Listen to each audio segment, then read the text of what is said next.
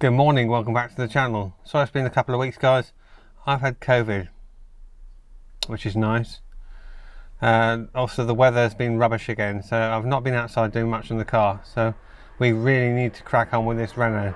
I've got a flat tyre on the rear near side, so I got the spare out this morning which is flat, so I just pumped that up. Battery's flat in the car, so that's just on charge. So I thought this morning I'd try and tackle that radiator job which I've been putting off. So let's finish my tea and let's crack on with that.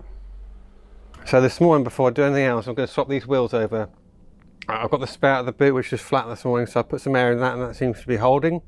The original wheel, I put some tyre sealant into last week.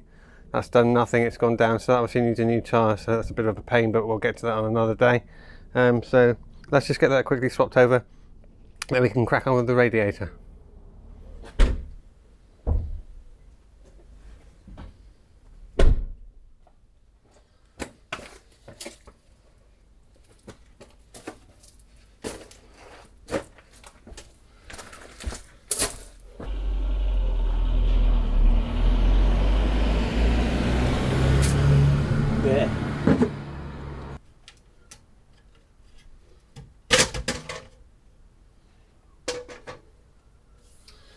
Right. It's not ideal jacking up on gravel, but I've got no choice. Find something solid. Right, so before I can take the wheel off, I've got to take the wheel bolts off. And it's easier to do that with the car on the ground because you've got more leverage than trying to do it with the car in the air, which is, unless you've got a windy gun, impossible.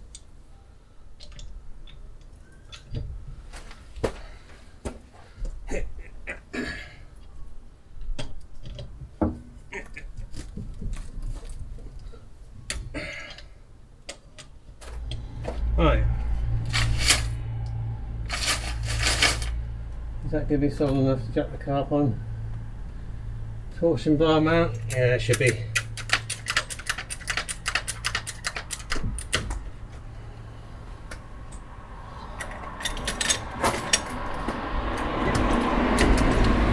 Oh yeah.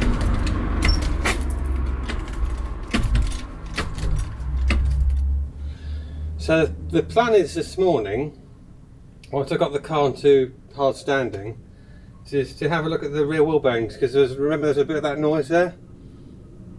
So we'll get the wheels swapped over, then get the car moved. Once I've done the radiator, of course. Oh yeah, forgot about that. Ignore what I just said. Right.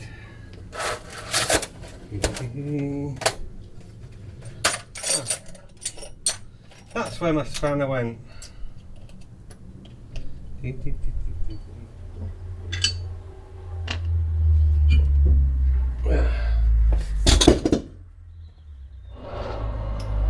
remarkably solid under here, you know, guys.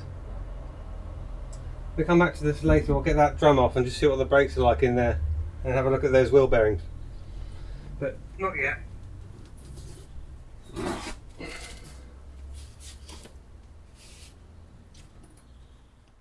Right, spare wheel is on. I just had to lower the car down to an axle stand, get a block of wood under there and get a bit more height, and this allowed me to get that wheel back on. So now to the radiator. Right, to get the radiator out, so fairly straightforward. There is an overflow hose here which is clamped on. I'm going to have to cut that and use a new hose clip when we come to refit. I'm going to leave the fan attached to the rag because it's coming out as one, so that's one less thing to worry about. That, I believe, is what holds the radiator in place at the top there, so I think you put pressure on that or pull it apart. I can't remember which would work that in a second, but that allows you to remove the radiator back, and then there's two posts it locates onto. The whole thing should just slide out, or come up I should say. There's two hoses, top and bottom there, 1, 2, and of course the radiator fan switch there, which one I just need to temporarily disconnect. So I'm going to crack on with that now, guys. First thing I'm going to do is put a bit of electrical tape around the two connectors that I've worked out that go to the fan switch, because you don't want to lose track of where they go to or what they're for. So I'm going to put a bit of tape around that to remind me what goes where.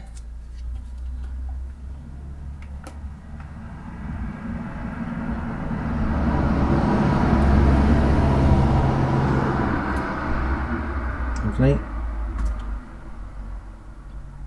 So they're now unplugged. That's nice and safe. We can forget that we got that problem.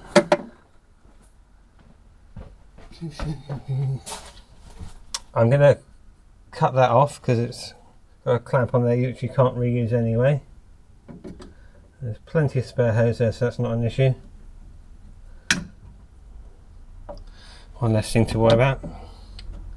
And then it's just the radiator hoses. So I need to get a socket. Looks like a 7mm.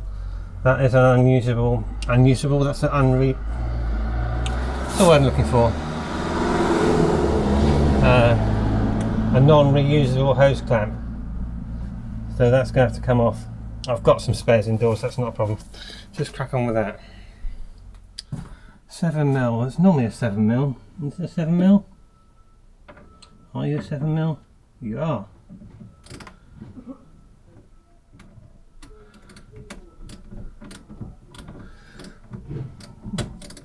Then of course we've got the lovely job of bleeding a Renault cooling system afterwards. Won't that be fun?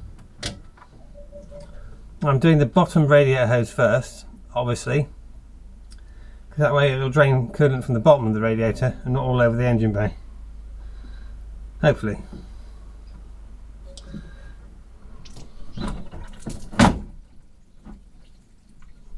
Not quite what I had in mind, but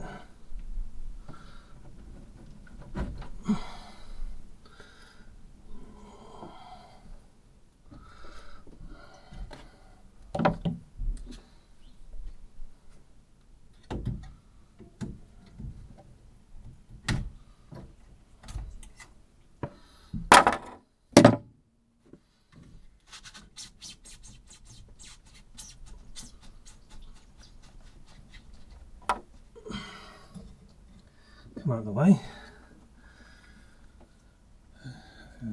Look over there. Drain to the air.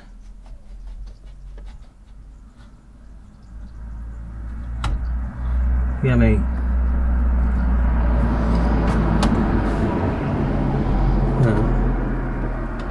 You squeeze these or?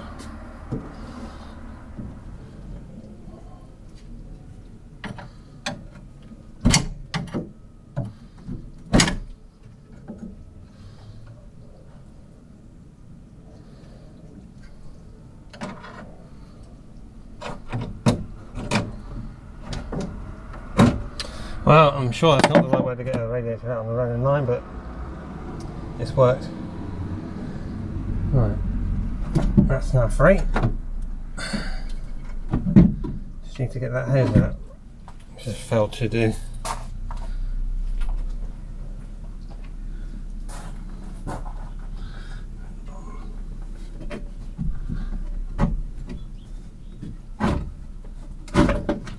There we go. Right. Messy. Oh well, we'll kill the weeds.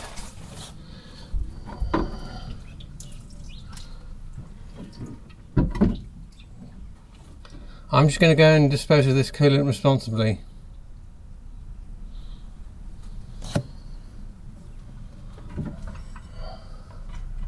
Oh no, I'm still attached.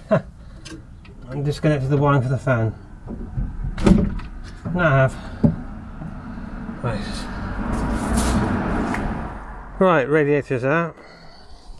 One thing I haven't got is a new fan switch, so that's going to have to come out. Hopefully that will come out and not just shear in the housing. I think I've got a spanner big enough for that. Right, let's get that out because that's got to go into the new rad. That should be the next job. Right, so you join me back in the house. This is the new radiator fan which I showed you last time. Guys, what I'm going to do is cut the plug off that because that's not going to fit with what we got in the car. I've just nipped off the original fan wiring from the actual heater fan. That plug I want to be able to just connect into the loom so it's easy to disconnect for the new guy or whoever takes this car on after me. So that's going to be widened to that. I've got electrical terminals, so I'm going to use those and then put some heat shrink over them. Got the radiator fan switch out. Just for reference, that's a 30mm socket you need on that. That's quite a big socket, but that's now going to go back in there hopefully. We'll get that nipped up in a second. And then it's just a question of refitting it all. So let's oh, where the camera's going. Let's get on with that. Right, just like that, wiring is done. Oh, one other thing guys, these little rubber bands, don't forget to take them off your old radiator should you ever get around to doing this job. Doubtful, but they're on there, they just help locate it into the bottom of the front panel. Fan switch is installed, and I've done the wiring for the fan, so that's now ready to plug into the original loom without having to modify anything too much. I suppose I should have just checked to see if the radiator was the right size before doing all this. Yeah, what could go wrong? Right, well the radiator is slightly different in terms of dimensions, but I was hoping that's just a manufacturer's issue to get around copyright. So I noticed the locating pegs are in a different position. Hope that's not going to be an issue.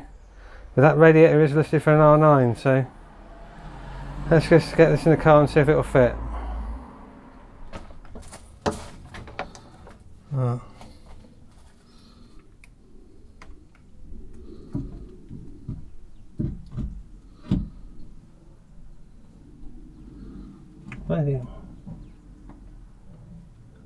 Plenty of holes to line that with. Yeah, that's going to fit. Yeah, seems to be okay. What I am noticing straight away is that the bracket that retains it to the front panel is different, so not sure how we're going to get around that. I've taken the rubber block off the top of the other radiator. That's meant to sit in here, but this panel is too wide.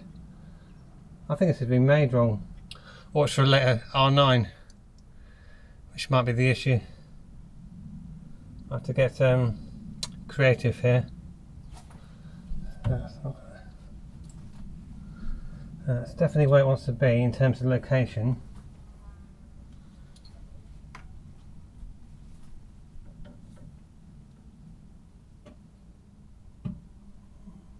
The holes line up nicely. That's no issue. I'm happy with that. Yeah, that's the right way around. That's fine.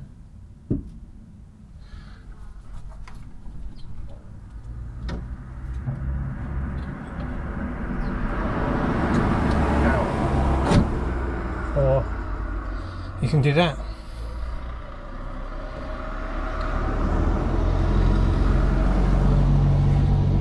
That's not going anywhere. Yeah, simple as that.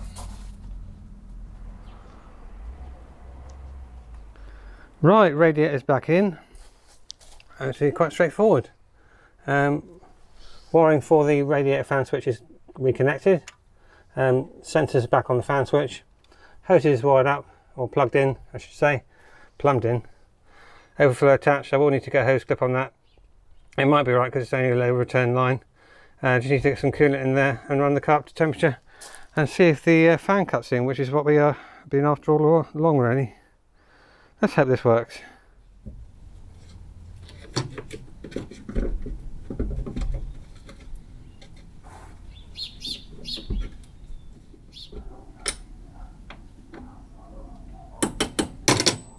Installed. Right. Now with Renaults you need to get the cooling system bled, and that's a pain in the backside. From experience, it's a good thing to have the cooling bottle as far as possible.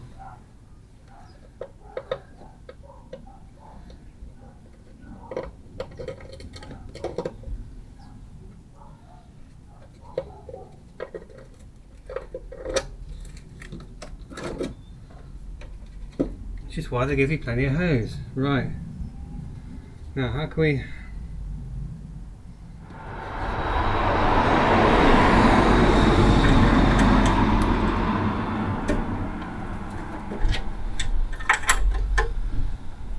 That'll do.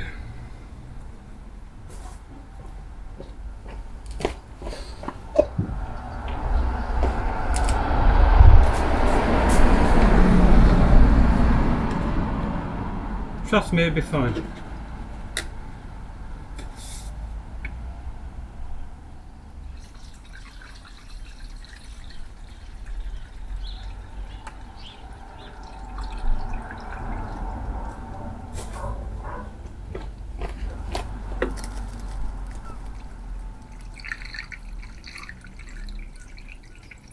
Right, now there's a bit of coolant in there. I'm going to hopefully start the car, make sure the heat is set to hot so that the cooling system circulates the heating matrix and we don't get any airlocks rather. So let's start the car, and then hopefully that'll burp air out of the highest point, which is that. Trust me, I've been there before, it does work. And then we should get heating, and then once the car's at the temperature, the fan should cut in.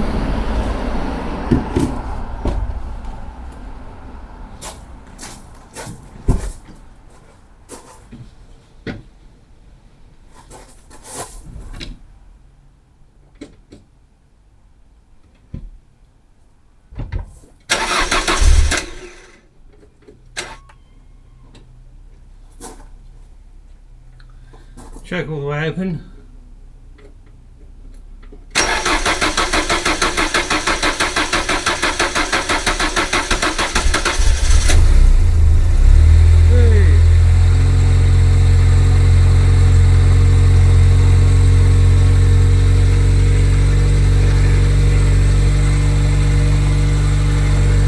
It's because it's been sat for a few weeks without being started, the fuel's drained back into the tank. Obviously mechanical fuel pump takes a while to crank the fuel through. That sounds really good.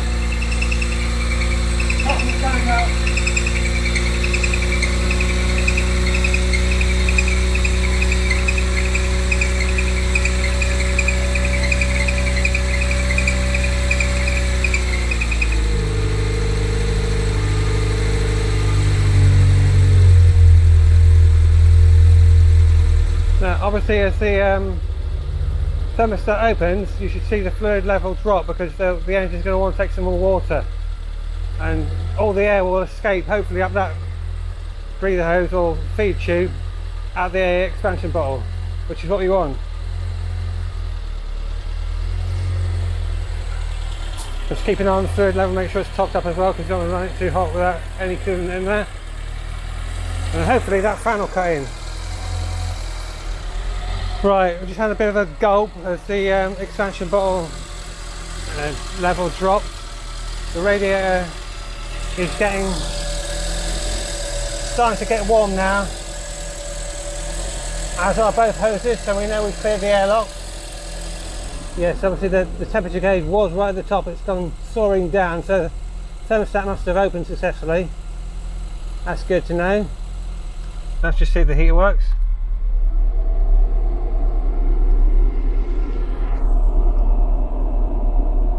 Still getting cold air, so there must still be a bit of an airlock.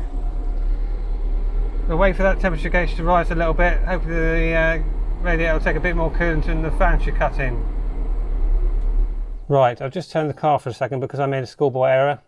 I forgot about these two bleed points. I did want to crack these off before the car gets up to temperature.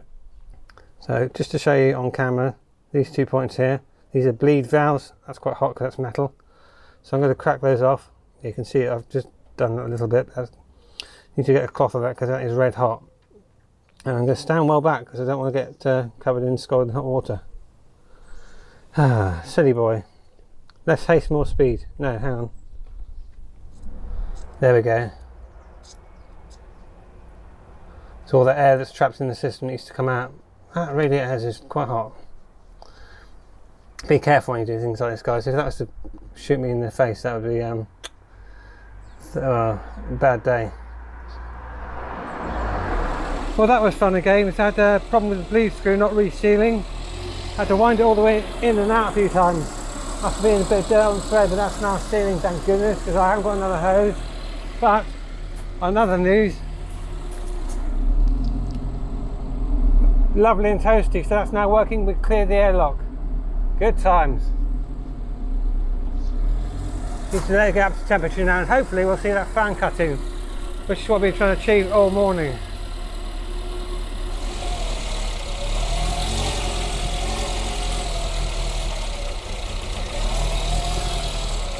Still a bit of air escaping. Oh!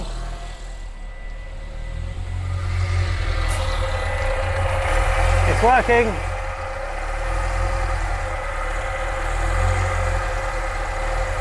Lovely!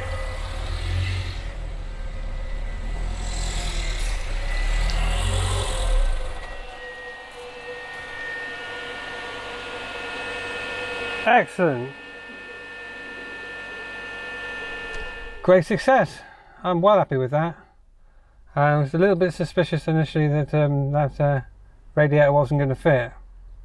Luckily it's absolutely fine. It's just an aftermarket design, so it's slightly different from the original, which is fine.